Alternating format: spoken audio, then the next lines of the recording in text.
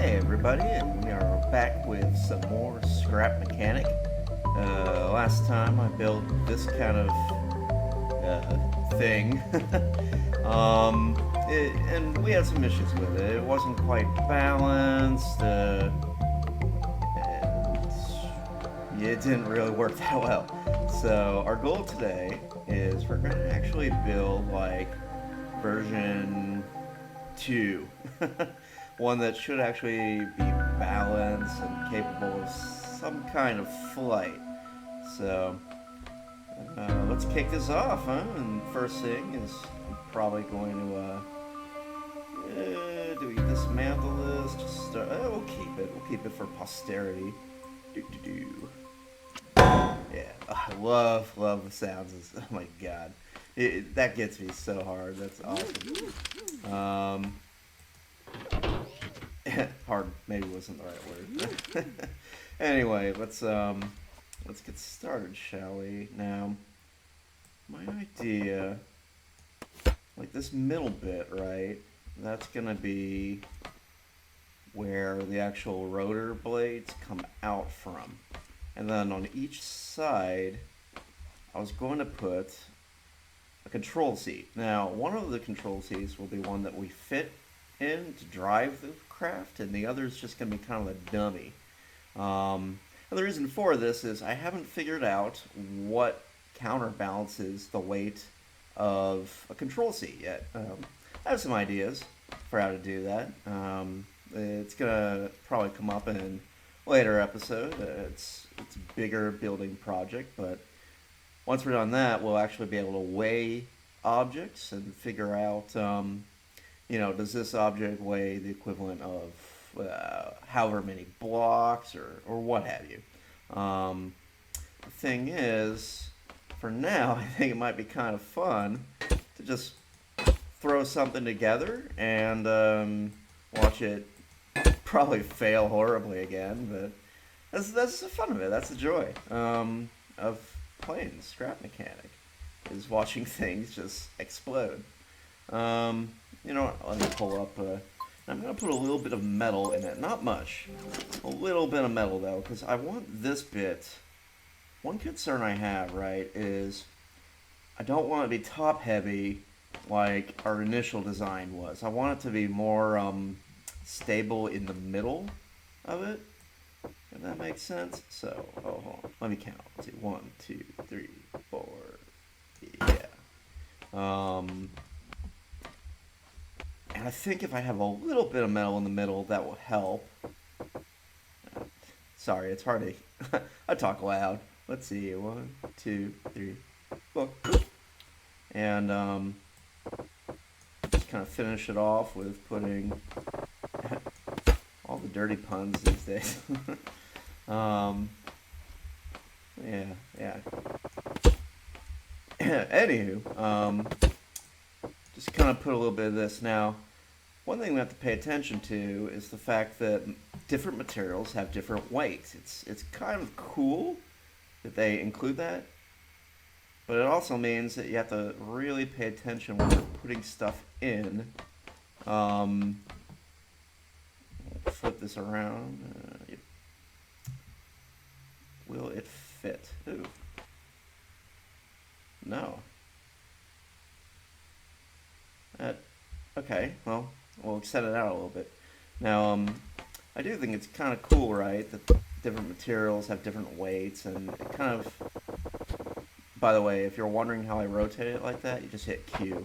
It's in the instructions, but they kind of hide it a bit, and it's something worth knowing, I think, especially when you start building bigger stuff. Okay, now hopefully put that there. It needs to be further. It needs to be bigger.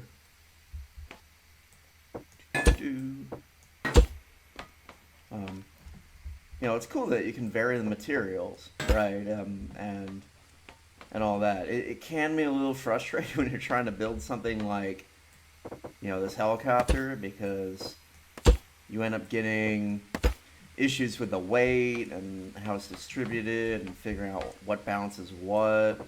it's a little trigger sensitive, but I'm also a little bit concerned by this because, that's a lot of metal now, and the metal it weighs a lot, and I don't know if 4 thrusters are gonna be enough to lift that much metal. I'm gonna. Oh, I didn't. Ah, okay. I'm gonna actually like shift that out. Let's put in something lightweight. You see here, lightweight. Put in some wood. Now I do want a little bit of metal in the middle because I want the middle to be um, heavy enough. Is that equal? It doesn't look equal. 1, 2, 3, 4. 1, 2, 3. Not equal. Okay. Metal back. The other thing is like the interface. I don't know. Some people really enjoy it. I think it's a little bit cumbersome that you can only have so many things at one time in the interface. I kind of wish that you could cycle through like a huge list, not just. And also, they need to make it so if I keep scrolling to, the right when I'm on the edge, it'll go around to the front there because it would make things a lot easier.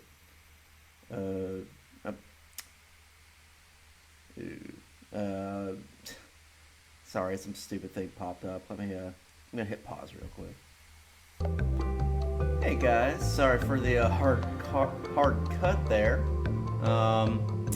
Windows and we've been having some issues. I promised I'd update her this weekend, work it out. Anyway, we're back. Unfortunately, I lost some footage of the main launch of, I'm going to call it the Pelican. Yeah, after Sir Francis Drake's ship. Yeah, the Pelican. But you know what? I'm just gonna go ahead and hop on in and show you again. We'll pretend like it's the first time. So, all right. Do a little countdown. Ready? 5, 4, 3, 2, and 1.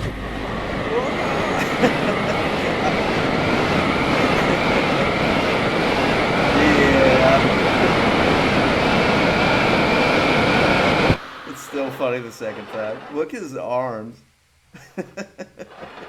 and his face. I'm gonna be in so much trouble when the fall damage is put into this game because, good lord. Let's see if I can do a soft play. No. Yeah. So well, basically, this happened the last time too. It turns out that this motor, you can see it in the tall grass. Let me move the Pelican back over here, and bloop. Oh, now you get rid of that. If you look here, you can see that actually this motor clips as it spins around the pipe. I didn't build this quite tall enough, and so what's happening is the motor gets stuck pointing this way, right? And then on the opposite side it gets stuck pointing the other way, and spinning happens. So we're gonna need to kind of make some adjustments when it comes to where we're putting the motors, exactly how far out they are. It's gonna be a whole thing, and I figure I showed you the initial building. Since this might take a little bit of time to kind of like sort things out, and I have to redo basically every connector. Instead of making it sit through all that, I'm gonna cut the video here, and we'll jump right back into it after I've made these modifications. So I'll see you in a jiffy.